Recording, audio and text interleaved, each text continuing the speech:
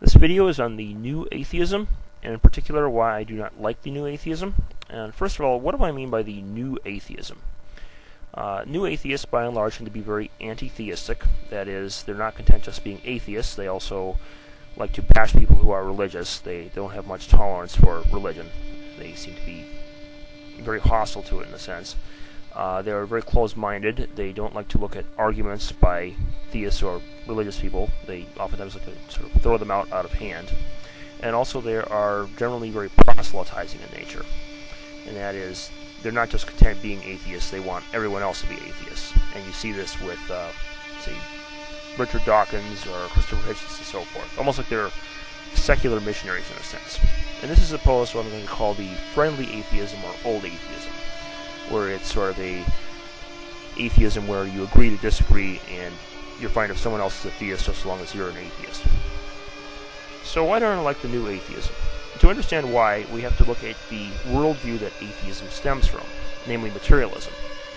Now, materialism seems to be a very innocuous belief at first. It's just a belief of ontology, what the world is made of.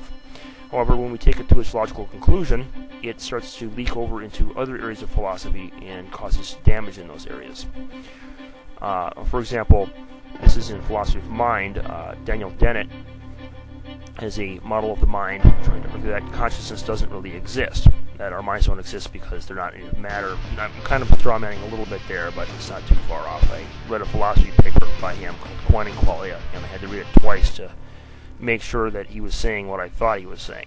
He basically argues that everyone is a pea-zombie, and we know that's obviously not the case, though, because Descartes' I think, therefore I am. So, that aside, though, materialism also leads to conclusions which are dangerous instead of just silly, like in Dennett's pea-zombie case. To explain this, I'm going to have to introduce Hegel and his concept of dialectic.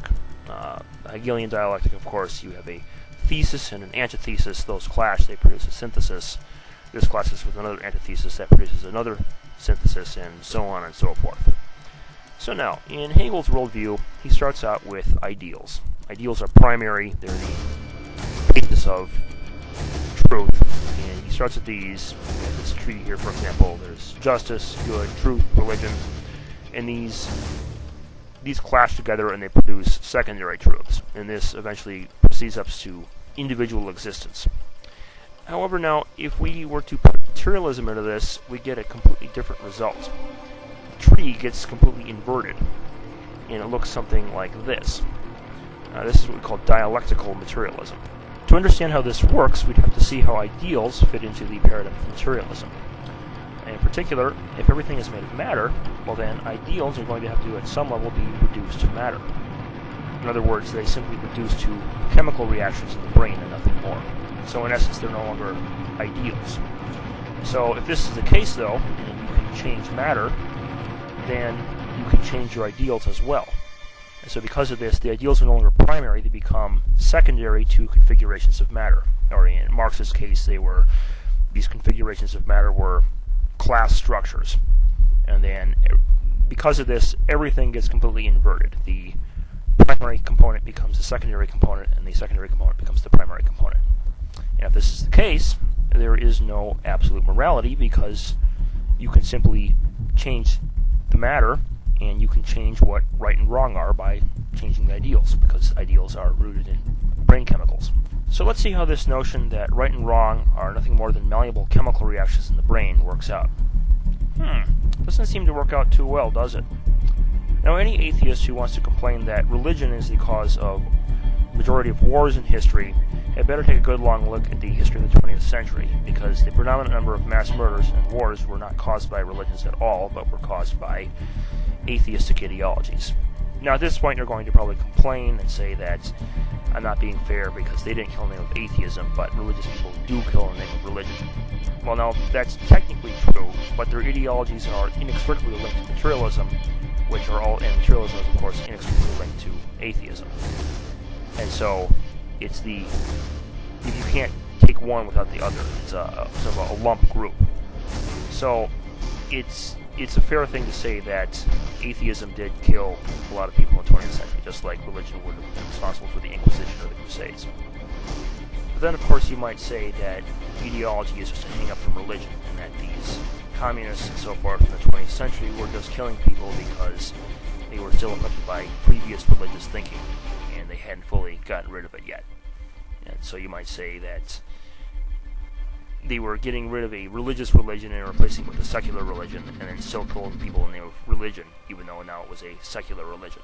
And then, of course, you might ask, why do we even need ideology at all? Couldn't we just live in John Lennon's imagined utopia with no rules or absolutes above us? Well, we could, but this wouldn't really be a utopia. This is what we call soft nihilism. This is a quote from Professor Harvey C. Mansfield of Harvard on soft nihilism. A development which took everything praiseworthy and admirable out of human beings and made us into dwarf animals, made us into herd animals, sick little dwarves, satisfied with a dangerous life in which nothing is true and everything is permitted. So let's see what happens when we take away all of the religious mores from a society and replace them with secular rational mores.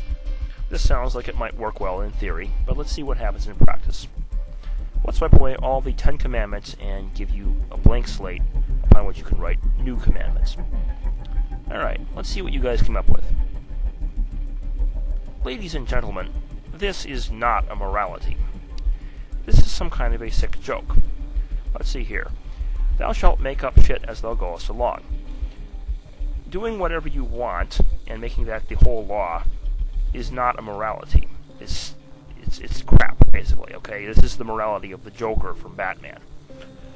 Right? This is also the morality of Nietzsche's Last Man, where they don't want to obey anyone or rule anyone, they just want to have a free-for-all where there are no absolutes.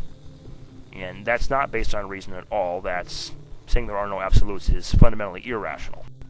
So as strange as it sounds, it seems that for the average person to be rational, that person also has to be religious.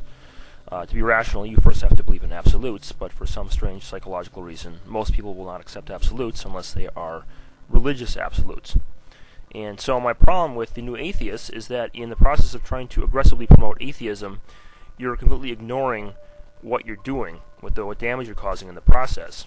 You take away absolutes, and the next thing you know, you actually see this, countries who are predominantly atheistic in nature, such as in Western Europe, have basically moral piss pot culture. They have complete sexual and narcotic anomie. There's no notion that there is any sort of scale to measure anything as right and wrong on those. It's not just contained to that either. Now, this is important for objectivists to note. They get the idea that since right and wrong are relative, they can vote themselves other people's property at will. And that's theft. So, while religious people may appear to be irrational in regards to such things as creationism, it appears that one's rationality in regards to the is inversely proportional to one's rationality in regards to the ought. Many new atheists would have no problem with any of the things I described above. If they have a majority of people, by all means, let's vote ourselves on other people's property. Now, this is no different than the attitude of the Joker, other than that a majority of people is doing it rather than a single individual. Additionally, they would have no problem whatsoever with mindlessly throwing away all traditional morality without thinking of any of the consequences. And if you think this is where soft nihilism ends, and this is so bad, let me remind you of this. This doesn't appear to be so soft after all, now does it? In fact, the only thing that would distinguish it from so-called brutal nihilism is the fact that liberal democracies are doing it rather than totalitarian regimes. In reality, we can chalk this up to the list of crimes committed by other ideologies which invert Hegel. This is the true cost of the materialistic paradigm. As innocuous as it sounds in ontology, this is what happens when you apply materialism to such areas as sociology, ethics, or political philosophy. This being the case, I would like to make an appeal to the atheists out there. First of all, ask yourselves this question. Is there such a thing as a dangerous truth? Considering what I just showed you, would materialistic atheism, if true, be such a truth? And if materialistic atheism is indeed a dangerous truth, how should you act on it based on that knowledge? Let me suggest an alternative to your anti-theistic new atheism. I will describe this as pro-theist atheism, and it's best summed up in a quote by the famous writer Irving Kristol.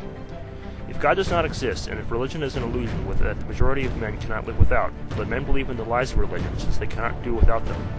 And let then a handful of sages who know the truth and can live with it keep it amongst themselves. Men are then divided into the wise and the foolish, the philosophers and the common man, and atheism becomes a guarded esoteric doctrine, If the illusions of religion were to be discredited, there would be no telling with what madness men would be seized, with what uncontrollable anguish.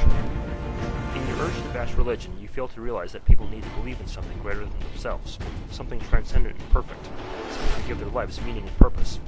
If God is dead, then so are they, and this is why I'm calling for anti-theism. Where do you, the atheist, fit into all of this? You could protect humanity from the abyss, the horrid truth which would suck out all transcendent value from the world. In so doing, you would no longer be a part of the system, but rather above the system and beyond the system. A silent guardian to protect humanity from the terrible truths you alone would be privileged to gaze upon.